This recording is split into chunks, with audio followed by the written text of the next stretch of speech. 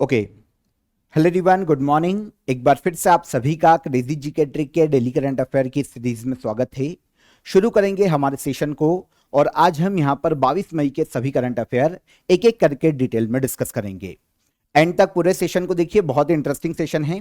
PDF और mock test आपको crazy GK trick application पर मिल जाएगा, वहां से आप कलेक्ट कीजिए, चेकआउट कीजिए एप्लीकेशन को। तब तक हम चलते हैं सबसे पहले क्वेश्चन की तरफ। इंपॉर्टेंट है, देखिए। चर्चा में रहा सिलीगुड़ी कॉरिडोर भारत के किस राज्य में स्थित है? सिलीगुड़ी कॉरिडोर कंटिन्यूसली न्यूज में रहता है, सुर्खियों में रहता है। यह क्षेत्र देखने को मिलता है भारत के पश्चिम बंगाल राज्य में। अभी यहां पर एक बहुत ही इंपॉर्टेंट डेवलपमेंट देखने को मिला है।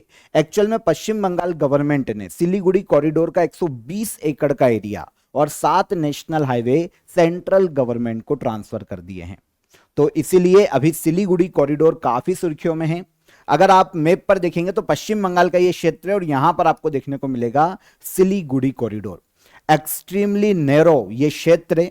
अगर इसकी चौड़ाई देखें ना, तो एक तरफ तो पूर्व में बांग्लादेश से बॉर्डर यहां पर लगती है और पश्चिम में नेपाल से बॉर्डर लगती है। कभी हमारा चाइना के साथ जो डोकलाम विवाद हुआ था, अगर आप देखेंगे तो वो भी भूटान, सिक्किम और तिब्बत के ट्राई जंक्शन पर आपको देखने को मिलेगा। तो यहां से चाइना की पहुंच भी इस क्षेत्र से काफी नजदीक है। तो हमेशा इंडिया को इस क्षेत्र को लेकर थ्रेड बना रहता है। क्यों? क्योंकि हमारे जो पूर्वोत्तर राज्य है ना, वो सिलीगुड़ी कॉरिडोर से ही इंडिया से कनेक्ट है। इंडिया की जो मुख्य लैंड है, जो मुख्य भूमि है, उससे कनेक्ट है ये सिलीगुड़ी कॉरिडोर के कारण। अगर इसकी चौड़ाई देखेंगे ना, तो कहीं कहीं इसकी चौड़ाई केवल 22 किलोमीटर तक ही आपको देखने को मिलेगी और लंबाई में ये 60 किलोमीटर तक लंबा देखने को मिल जाता है। अगर कभी चाइना इस क्षेत्र पर प्रेशर बनाता है तो पूर्वोत्तर राज्य भारत से कट हो सकते हैं। ठीक है ना? अगर चाइना यहां पर कोई मूवमेंट करता है, अब लगातार इस क्षेत्र को लेकर थ्रेट आता रहता है कि सिलीगुड़ी कॉरिडोर को काट दिया जाएगा। बांग्लादेश से भी ये थ्रेट आता है, इंडिया के अंदर से भी काफी बार ये थ्रेट आता है। तो इसीलिए अब सेंट्रल गवर्नमेंट यहां पर एक इंपॉर्टेंट डेवलपमेंट ये हुआ है कि पश्चिम बंगाल गवर्नमेंट, क्योंकि पश्चिम बंगाल के रीजन में ये, तो पश्चिम बंगाल गवर्नमेंट, बीजेपी गवर्नमेंट आई है, शुवेंदु अधिकारी पश्चिम बंगाल के सीएम के पद पर है। तो पश्चिम बंगाल गवर्नमेंट ने 120 एकड़ का जो एरिया है और 7 नेशनल हाईवे जो कनेक्टिविटी है, वो सेंट्रल गवर्नमेंट और बीएसएफ को अब यहां पर ट्रांसफर कर दी है, ताकि जो थ्रेड है चिकन नेक, इस क्षेत्र को चिकन नेक भी कहा जाता है, क्योंकि अगर आप यहां पर आकार देखोगे ना, तो ये एक मुर्गे की गर्दन जैसा आपको दिखाई देगा। तो ये चिकन नेक या फिर सिलीगुड़ी कॉरिडोर पश्चिम बंगाल राज्य में स्थित है। तो इस थ्रेट को खत्म करने के लिए, क्योंकि स्ट्रेटेजिक लोकेशन है ये, पूर्वोत्तर भारत को भारत से कनेक्ट करती है मेनलैंड से, इसीलिए अब सेंट्रल गवर्नमेंट यहां पर infrastructure development, BSF infrastructure development, border fencing, highways, railway project, military logistic, तेजी से यहां पर ऑल ओवर काम हो पाएंगे सेंट्रल गवर्नमेंट के द्वारा। तो इसीलिए इस लैंड को पश्चिम बंगाल गवर्नमेंट ने सेंट्रल को ट्रांसफर किया है।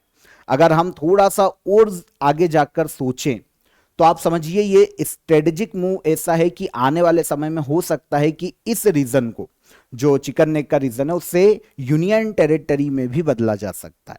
अभी के लिए ऐसा प्लान नहीं है, लेकिन हो सकता है कि सेंट्रल गवर्नमेंट ये भी सोच रही हो, ताकि हमेशा सिलीगुड़ी कॉरिडोर को अपने हाथ में रख पाए और यहां पर बीएसएफ या सेंट्रल का मूवमेंट बना रहे।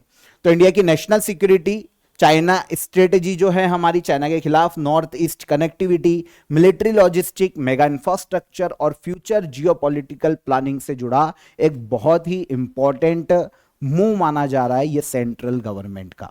ओके, यहां पर अब गवर्नमेंट का फोकस जो है ना 5 बड़े गोल पर होने वाला है। ध्यान से सुनो, कभी मेंस देने जाओगे या फिर देश की पॉलिटिक्स को समझना है तो ये इंपॉर्टेंट हो जाता है। 5 बड़े गोल पर इंडियन गवर्नमेंट का अब फोकस होगा। सबसे पहला, चिकन नेक के रिस्क को कम करना या खत्म करना। एक्चुअल में सिंगल नैरो कॉरिडोर डिपेंडेंसी जो है उसको कम करना चाहता है इंडिया। यहां पर स्ट्रेटेजिक वीकनेस यही कॉरिडोर माना जाता है पूरे इंडिया की, क्योंकि नॉर्थ ईस्ट के लिए बहुत बड़ा थ्रेट है। अगर कभी बांग्लादेश, चाइना मिलकर यहां पर अटैक कर देते और इसको ब्लॉक कर देते, तो नॉर्थ ईस्ट में इंडिया की जो मेनलैंड की कनेक्टिविटी है वो खत्म हो जाएगी। तो वॉर हो जाए या कोई ब्लॉकेज हो जाए तो नॉर्थ ईस्ट यहां से कट किया जा सकता है। इसीलिए पहला तो यह है कि इस रिस्क को खत्म किया जाए। सेकेंड, चाइना के थ्रेट को खत्म किया जाए, क्योंकि डोकलाम में हम पहले भी विवाद देख चुके हैं।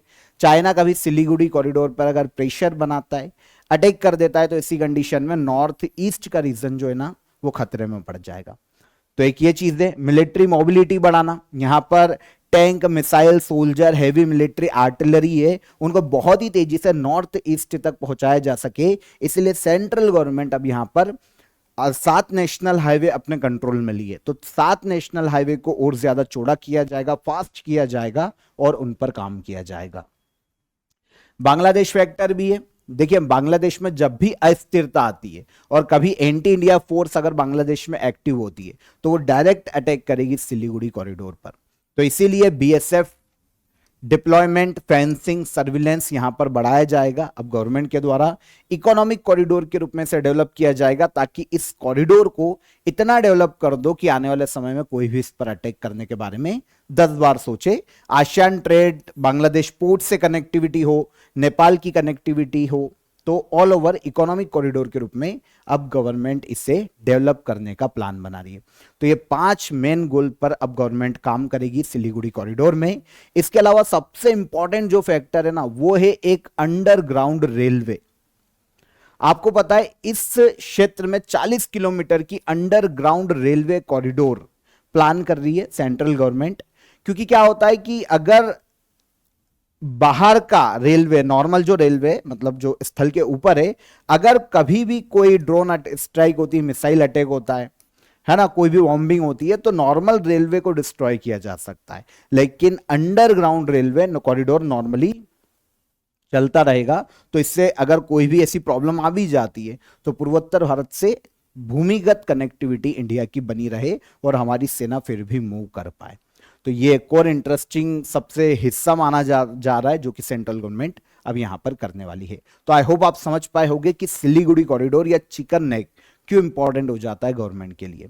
जैव विविधता के लिए अंतर्राष्ट्रीय दिवस हर साल कब मनाया जाता है? जैव विविधता के लिए अंतर्राष्ट्रीय दिवस या international day for biological diversity, यह हर साल मनाया जाता है 22 मई को। बायोडायवर्सिटी के बारे में लोगों को बताना, बायोडायवर्सिटी के प्रति, जैव विविधता के प्रति लोगों को अवेयर करना, यह मुख्य उद्देश्य है international day for biological diversity को मनाए जाने का।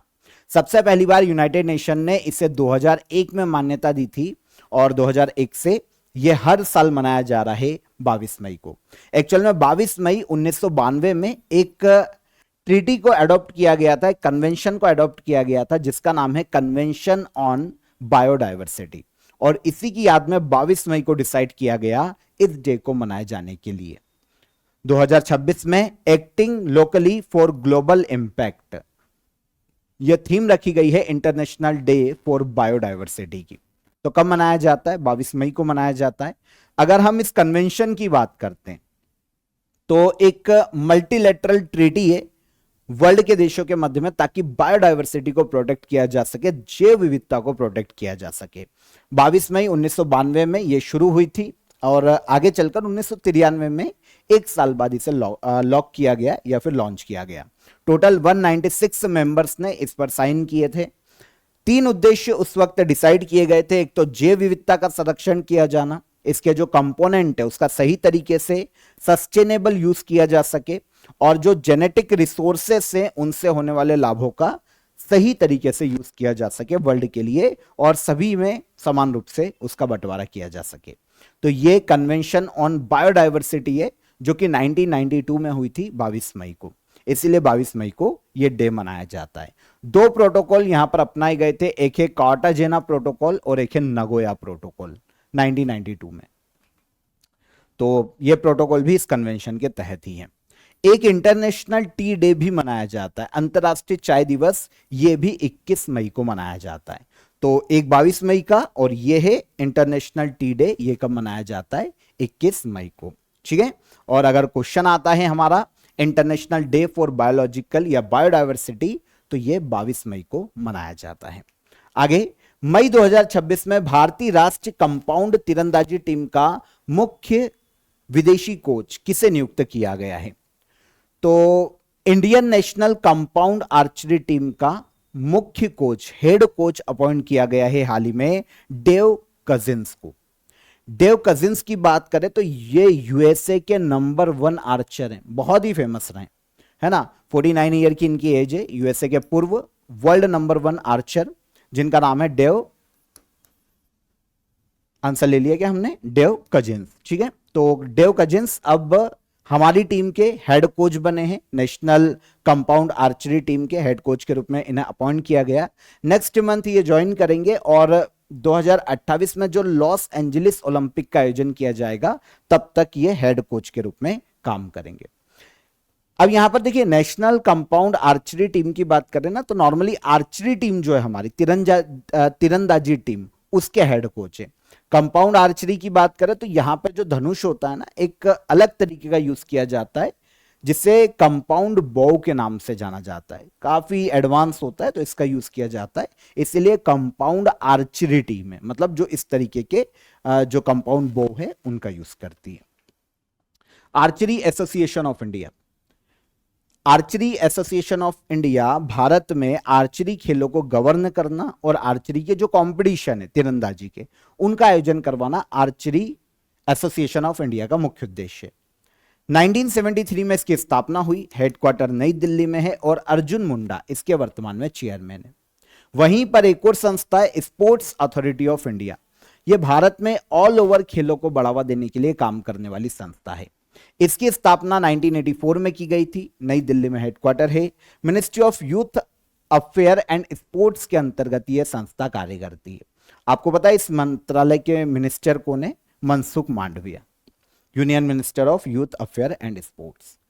साई के डायरेक्टर जनरल वर्तमान में श्री हरि रंजन राव हैं, आईएएस ऑफिसर। स्थापना 1984 और हेडक्वार्टर नई दिल्ली में देखने को मिलता है स्पोर्ट्स अथॉरिटी ऑफ इंडिया का। इजी, आज के ऑफर ऑफ द डे में आप सभी ऑल एग्जाम पीवाईक्यू एनालिसिस यहां पर ज्वाइन कर सकते हैं। एसएससी, सीजीएल, सीएचएसएल, सीपीओ और जितनी भी एग्जाम्स हैं उन सभी के आपको यहां पर पीवाईक्यूज मिल जाएंगे विथ डिटेल एनालिसिस। तो आप इसे ज्वाइन कीजिए, शिफ्ट वाइज एनालिसिस से आपको इससे आइडिया लगेगा, काफी चीजें क्लियर हो जाएगी कि एग्जाम में, सेंट्रल गवर्नमेंट के एग्जाम्स में कैसे क्वेश्चन पूछे जा रहे हैं सभी सब्जेक्ट से। तो आप इसे ज्वाइन कीजिए, डिस्क्रिप्शन में मैंने आपको इसकी लिंक दे दी है, डिटेल एनालिसिस भी आपको साथ ही साथ मिल जाएगा। लिंक पर क्लिक कीजिए, इसे अवेल कीजिए। कोई भी आपकी क्वेरी है तो हेल्पलाइन नंबर पर आप कॉल कर सकते हैं। देश की पहली स्वदेशी ग्रीनफील्ड सेमीकंडक्टर फैसिलिटी असम के किस जिले में बनाई जा रही है? तो देश की पहली स्वदेशी ग्रीनफील्ड सेमीकंडक्टर फैसिलिटी ये असम के मोरीगांव जिले में बनाई जा रही है। कहां पर? असम के मोरीगांव में। ग्रीनफील्ड प्रोजेक्ट क्या होता है, इसको हमने डिस्कस किया था। ऐसा प्रोजेक्ट जो शुरुआत से बनाया जा रहा है, मतलब पहले से ही कोई पूर्व ढांचा या स्ट्रक्चर एग्जिस्ट नहीं करता है, पूरी तरीके से खाली भूमि है और खाली भूमि पर एक नया निर्माण किया जा रहा है। तो ये ग्रीनफील्ड कॉरिडोर हो सकते हैं, ग्रीनफील्ड कोई हाईवे हो सकता है, खाली जमीन है, नई तरीके से उसको बनाया जा रहा है, पूरा फ्रेश है, नया, ठीक है। तो इस तरीके से भारत का पहला इंडिजीनियस स्वदेशी ग्रीनफील्ड सेमीकंडक्टर फैसिलिटी ये असम के मोरीगांव में बनाई जा रही है। कौन बना रहा है? Tata semiconductor assembly and test private limited, Tata की एक सब्सिडरी है। इसके द्वारा असम के मोरीगांव में भारत की पहली indigenous greenfield semiconductor assembly and test facility बनाई जा रही है। ऑल ओवर 27,000 करोड़ रुपए इसकी लागत आने वाली है। 27,000 करोड़ में इसे डेवलप किया जा रहा है। वैसे इसकी जो आधारशिला है ना, मार्च 2024 में भारत के पीएम नरेंद्र मोदी ने रखी थी और अब इसे डेवलप किया जाना शुरू किया गया है। यहां पर प्रोडक्शन कैपेसिटी की बात करें तो हर दिन 48 मिलियन सेमीकंडक्टर चिप्स का निर्माण किया जाएगा, जो कि अलग अलग जगह पर यूज होगी, जैसे ऑटोमोटिव सेक्टर, इलेक्ट्रिक व्हीकल्स में, टेलीकम्युनिकेशन, आर्टिफिशियल इंटेलिजेंस, अलग अलग जगह पर इनका यूज किया जाएगा। और इस पूरे प्रोजेक्ट के डेवलपमेंट के बाद 27,000 से ज्यादा डायरेक्ट और इनडायरेक्ट जॉब्स डेवलप होगी असम राज्य में, ठीक है। स्ट्रेटेजिक इसलिए हो जाती है क्योंकि असम में ये ब्रह्मपुत्र नदी के पास है और आपको पता होना चाहिए कि सेमीकंडक्टर मैन्युफैक्चरिंग में अल्ट्रा प्योर वाटर उसका यूज किया जाता है। तो ब्रह्मपुत्र का ये जो पानी है जो कि ग्लेशियर से डायरेक्ट आ रहा है, बहुत ही ज्यादा फ्रेश है इन क्षेत्रों में, ठीक है। इंडिया सेमीकंडक्टर मिशन, भारत में सेमीकंडक्टर चिप का निर्माण और भारत को सेमीकंडक्टर चिप्स हब बनाना इसका मुख्य उद्देश्य था। दिसंबर 2021 में यह लॉन्च की गई थी और इसका टोटल बजट रखा गया था 76,000 करोड़ रुपए। ठीक है। मई 2026 में रॉयल सोसाइटी लंदन या यूके का एक साइंटिफिक रिसर्च इंस्टीट्यूट है। कौन? Royal society. मई 2026 में रॉयल सोसाइटी लंदन का फेलो किस भारतीय कंप्यूटर वैज्ञानिक और आईआईटी कानपुर के डायरेक्टर को चुना गया है? यहां पर बात हो रही है फेलो मतलब साथी की तरह, है ना, एक ऑनर है साइंस के क्षेत्र में रिसर्च के लिए, एक ऑनर की तरह यह देखा जाता है। तो रॉयल सोसाइटी जो कि लंदन का एक साइंटिफिक रिसर्च इंस्टीट्यूट है, इसके द्वारा फेलो चुना गया है भारत के एक प्रसिद्ध भारतीय कंप्यूटर वैज्ञानिक और आईआईटी कानपुर के डायरेक्टर, जिनका नाम है प्रोफेसर मनिंदर अग्रवाल। ठीक है, या मनिंदर अग्रवाल इन्हें कहा जा सकता है। तो प्रोफेसर मनिंदर अग्रवाल इनको चुना गया है इस फेलो के लिए, मतलब एक ऑनर के लिए। फेमस इंडियन कंप्यूटर साइंटिस्ट और आईआईटी कानपुर के डायरेक्टर मनिंदर अग्रवाल को रॉयल सोसाइटी का फेलो चुना गया है।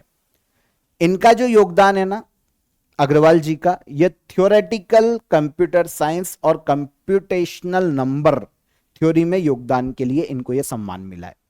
सबसे ज्यादा इनको जो पहचान मिली है ना वो AKS प्राइमेलिटी टेस्ट के लिए मिली है। एक्चुअल में ये जो टेस्ट है ना, ये कोई भी संख्या प्राइम नंबर है या नहीं इसके बारे में जानकारी देने के लिए यूज की जाती है। तो क्रिप्टोग्राफी और साइबर सिक्योरिटी के क्षेत्र में बहुत ही इंपॉर्टेंट माना जाता है, तो इसके लिए इन्हें पहचाना जाता है मनिंदर अग्रवाल को। तो अब इन्हें रॉयल सोसाइटी के द्वारा फेलो के रूप में चुना गया है। अग्रवाल जी को पद्मश्री भी दिया जा चुका है 2013 में। ठीक है, भारत सरकार ने इनके रिसर्च के लिए इनको 2013 में पद्मश्री से सम्मानित किया था।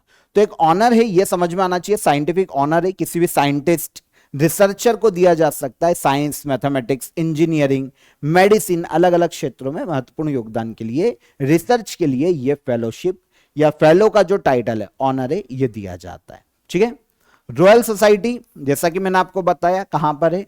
यूके में। यूके का एक साइंटिफिक रिसर्च इंस्टीट्यूट है, वर्ल्ड के सबसे पुराने इंस्टीट्यूशन में गिना जाता है।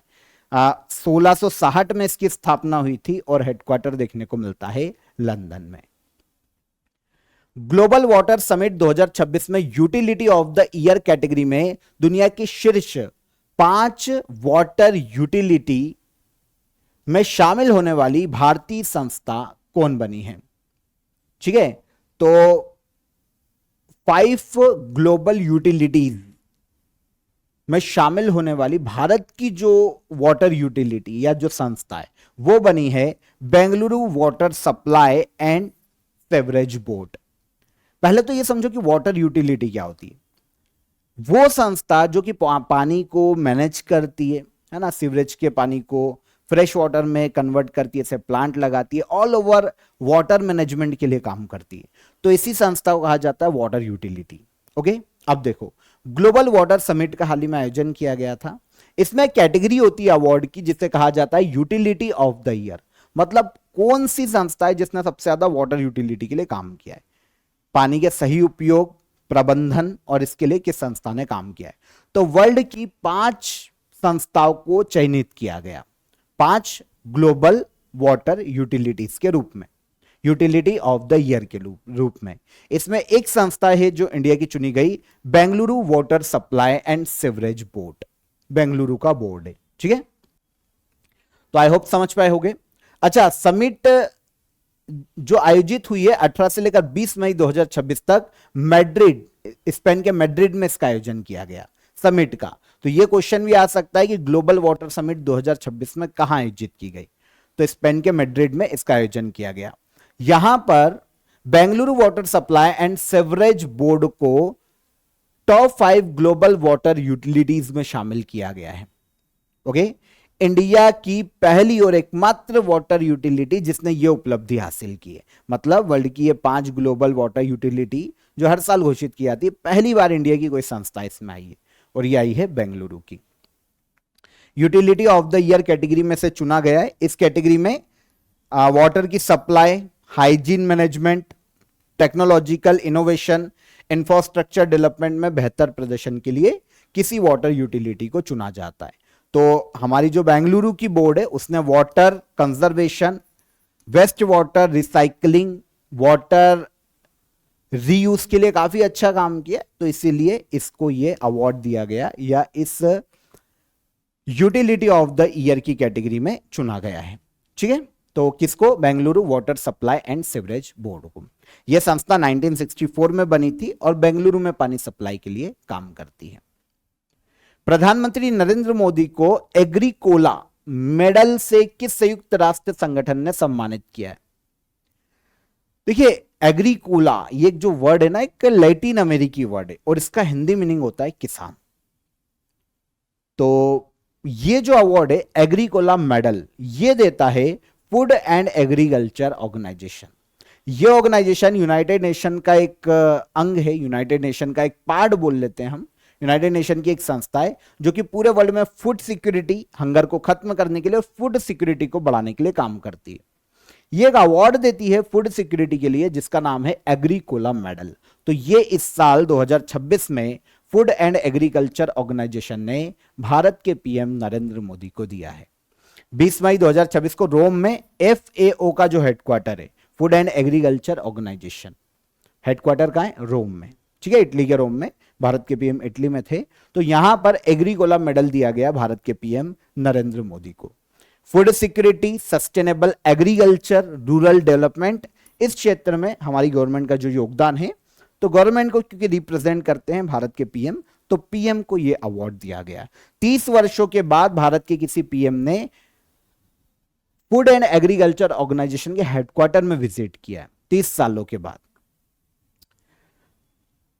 फूड एंड एग्रीकल्चर ऑर्गेनाइजेशन हर साल वर्ल्ड के लीडर्स, जो साइंटिस्ट या ऑर्गेनाइजेशन को एग्रीकल्चर और फूड सिक्योरिटी में योगदान के लिए यह सम्मान देता है, एग्रीकोला मेडल। जैसा कि मैंने आपको बताया, एक लैटिन अमेरिकी वर्ड है, इसका अर्थ होता है किसान, और फूड एंड एग्रीकल्चर के द्वारा यह अवार्ड दिया जाता है। भारत की काफी सारी स्कीम को रिकॉग्नाइज किया है इन्होंने, जैसे पीएम गरीब कल्याण अन्न योजना। पीएम गरीब कल्याण अन्न योजना के तहत 80 करोड़ लोगों को राशन दिया जाता है। एक प्रधानमंत्री किसान सम्मान निधि, किसानों को 6,000 रुपए सेंट्रल गवर्नमेंट हर साल देती है किश्तों में। इंटरनेशनल ईयर ऑफ मिलेट्स 2023 में यूनाइटेड नेशन ने घोषित किया था, उसमें जो प्रेशराइज किया था वो इंडिया ने किया था, मतलब जो प्रस्ताव था वो इंडिया का था। तो उसके बाद international year of millets, millets को श्री अन्न कहा जाता है, मोटे अनाज, ज्वार बाजरा मक्का रागी, है ना। तो इसके लिए इंटरनेशनल ईयर घोषित कराने में भी इंडिया की भूमिका थी। तो इन सभी के कारण भारत के पीएम को अवार्ड दिया गया है। फूड एंड एग्रीकल्चर ऑर्गेनाइजेशन बता ही चुका हूं, ये क्या करती है? पूरे वर्ल्ड में भुखमरी को खत्म करने के लिए, फूड सिक्योरिटी को बढ़ाने के लिए, एग्रीकल्चर में सुधार के लिए ये संस्था काम करती है। 16 अक्टूबर 1945 यूएन के गठन के साथ ये गठित हुई। रोम इटली में इसका हेडक्वार्टर है। क्यूडोंग्यू इसके डायरेक्टर जनरल हैं। लास्ट बार ये जो अवार्ड है मनमोहन सिंह को 2008 में इंडिया में दिया जा चुका है। मई 2026 में आईसीएमआर द्वारा आयोजित first ICMR annual clinical trial meet 2026 कहां आयोजित किया गया? इसका आयोजन किया गया भारत की राजधानी नई दिल्ली में।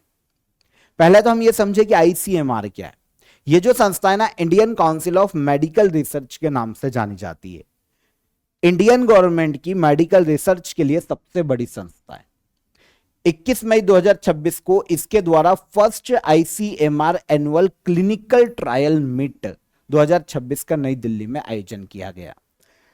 नई मेडिसिन, वैक्सीन, ट्रीटमेंट पर रिसर्च सिस्टम को कैसे मजबूत किया जाए, मॉडर्न मेडिसिन और आयुर्वेदा को कैसे जोड़कर एक नई मेडिसिन रिसर्च को बढ़ावा दिया जाए, इन सभी मुद्दों पर यहां पर चर्चा की गई। ठीक है, तो ये first ICMR annual clinical trial meet है 2026 की, आयोजन हुआ है नई दिल्ली में।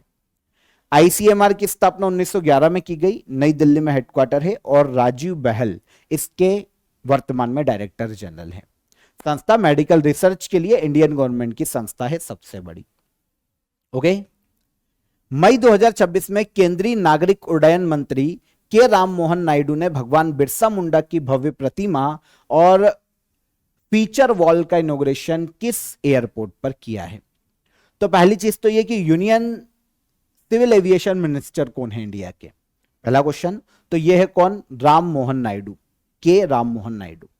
इन्होंने भगवान बिरसा मुंडा की एक स्टेच्यू और एक फीचर वॉल का इनॉग्रेशन किया है झारखंड रांची में बिरसा मुंडा एयरपोर्ट पर।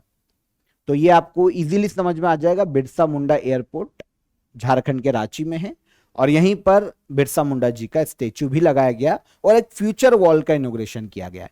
फीचर वॉल, जो फीचर वॉल है ना, एक्चुअल में झारखंड की जो ट्राइबल कल्चर है, जो ट्रेडिशन है, बिरसा मुंडा के जो ऐतिहासिक आंदोलन है, मुंडा विद्रोह या फिर उन गुलान आंदोलन, इन सभी को दर्शाती है ये फीचर वॉल, जिसका इनॉग्रेशन किया गया है बिरसा मुंडा एयरपोर्ट पर और यहीं पर इनकी प्रतिमा का भी अनावरण किया गया।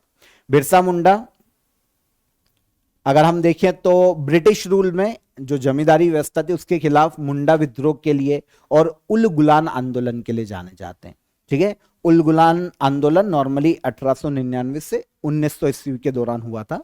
बिरसा मुंडा ने इनका नेतृत्व किया था। तो जनजाति गौरव बिरसा मुंडा, इनकी जयंती मनाई जाती है 15 नवंबर को बिरसा मुंडा जयंती के रूप में, तो यह भी याद रखना। लास्ट क्वेश्चन, राष्ट्रमंडल शतरंज एसोसिएशन का अध्यक्ष पुनः किसे नियुक्त किया गया है? कॉमनवेल्थ चेस एसोसिएशन के अध्यक्ष एक बार फिर से रीअपॉइंट किए गए हैं, यह है भरत सिंह चौहान। भारत सिंह चौहान, तो आंसर हो जाएगा आंसर बी, भारत सिंह चौहान ये कॉमनवेल्थ चेस एसोसिएशन के एक बार फिर से अध्यक्ष बने। कॉमनवेल्थ नेशंस जो है ना, जो कभी अंग्रेजों के गुलाम रहे, वो सारे नेशन कॉमनवेल्थ नेशन है। उन नेशंस का, कॉमनवेल्थ नेशंस का एक ऑर्गेनाइजेशन है, एसोसिएशन है, जो कि इन देशों में चेस को प्रमोट करने के लिए, चेस खेलों का आयोजन करवाने के लिए काम करता है। इसे कहा जाता है कॉमनवेल्थ चेस एसोसिएशन। तो इसके एक बार फिर से अध्यक्ष बने हैं 2026 से 2030 तक के लिए भारत सिंह चौहान। वैसे भारत सिंह चौहान 2022 से 2026 तक अभी तक इसके अध्यक्ष के पद पर थे, लेकिन श्रीलंका में अभी एनुअल जनरल बॉडी मीटिंग का आयोजन किया गया कॉमनवेल्थ चेस एसोसिएशन का, और यहां पर भारत सिंह चौहान को एक बार फिर से रीअपॉइंट किया गया 2026 से 2030 तक के लिए। ठीक है, तो भारत सिंह चौहान ये कॉमनवेल्थ चेस एसोसिएशन के वर्तमान में अध्यक्ष हैं। ये जो मीटिंग हुई थी ना श्रीलंका में, यहां पर कॉमनवेल्थ स्कूल चेस चैंपियनशिप की शुरुआत करने की भी घोषणा की गई है। इस बार कॉमनवेल्थ स्कूल चेस चैंपियनशिप पहली बार कॉमनवेल्थ नेशंस के जो स्कूल से उनके बीच में आयोजित की जाएगी चेस का कंपटीशन।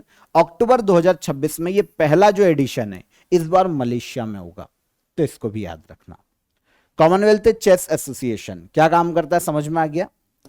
1980 में इसकी स्थापना की गई थी। कोई पर्टिकुलर इसका हेडक्वार्टर देखने को नहीं मिलता। इसके जो कंट्री नेशंस हैं, जो मेंबर नेशंस हैं, वो मिलकर अलग अलग समय पर इसकी अध्यक्षता करते हैं अलग अलग जगह से। तो 1980 में इसकी स्थापना की गई थी। तो यहां पर 22 मई के हमारे सभी करंट अफेयर हमने डिटेल में डिस्कस किए। अब हम चलते हैं लास्ट डे के करंट अफेयर को रिवाइज करते हैं। मेजर जनरल भुवन चंद्र खंडूरी ये उत्तराखंड राज्य के पूर्व मुख्यमंत्री रह चुके हैं। चर्चा में रही नेशनल एंटी डोपिंग एजेंसी 2005 में स्थापित हुई थी।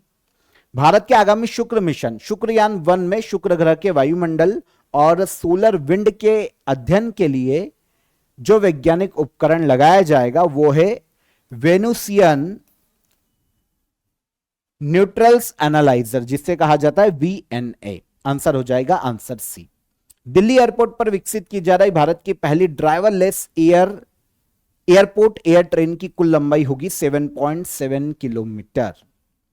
प्राचीन पंजत नाथ स्प्रिंग कंजर्वेशन फेस्टिवल ये जम्मू कश्मीर में आयोजित किया जाता है। 108वीं यूएस PGA चैंपियनशिप जीतने वाले भारतीय मूल के गोल्फर आरोन रॉय ये अंतरराष्ट्रीय गोल्फ में यूनाइटेड किंगडम का प्रतिनिधित्व करते हैं। बहुपक्षीय सैन्य अभ्यास प्रगति 2026 का आयोजन किया जा रहा है मेघालय के उमरोई में। मई 2026 में रिजर्व बैंक ऑफ इंडिया द्वारा department of payment and settlement system के एग्जीक्यूटिव डायरेक्टर के रूप में अपॉइंट किया गया है गुणवीर सिंह को। एशियाई उत्पादकता संगठन की गवर्निंग बॉडी की 68th सेशन का आयोजन कहां किया जा रहा है, तो नई दिल्ली में। और विश्व माप दिवस या वर्ल्ड मेट्रोलॉजी डे की थीम क्या है? तो यह है metrology building trust in policy making. तो ये सारे करंट अफेयर कल के सेशन के हमारे रिवाइज हो गए। क्वेश्चन ऑफ द डे का आज का आंसर, पंचतंत्र। ये काफी एग्जाम में पूछा गया है। विष्णु शर्मा की रचना है, बचपन में हम पढ़ते थे। विष्णु शर्मा ने लिखी है Panchatantra. Mother Mary comes to me, Arundhati Roy की बुक है। ये लास्ट ईयर ही लॉन्च की गई है, Mother Mary comes to me. Knife, meditation after an attempt murder, ये ऑटोबायोग्राफी है सलमान रुश्दी की। तो ये तीनों क्वेश्चन के आंसर अब आज के क्वेश्चन ऑफ द डे। दुनिया का सबसे बड़ा रामायण मंदिर किस राज्य में बनाया गया? इंटरनेशनल ओलंपिक डे कब मनाया जाता है? और सबसे पहले किसे मेजर ध्यानचंद खेल रत्न पुरस्कार से सम्मानित किया गया था? तीनों क्वेश्चन को नोट करो, कमेंट में आंसर कीजिएगा। सेशन पसंद आया हो तो लाइक और शेयर करके जाइए। चैनल पर पहली बार आए हो तो चैनल को सब्सक्राइब कर लो। ऑफर ऑफ द डे की लिंक मैंने डिस्क्रिप्शन में आपको दे दी है, वहां पर क्लिक करो और डायरेक्ट आप उसे अवेल करो। हम कल फिर मुलाकात करेंगे नेक्स्ट डे के करंट अफेयर में। तब तक अपना ख्याल रखिएगा। जय हिंद, जय भारत।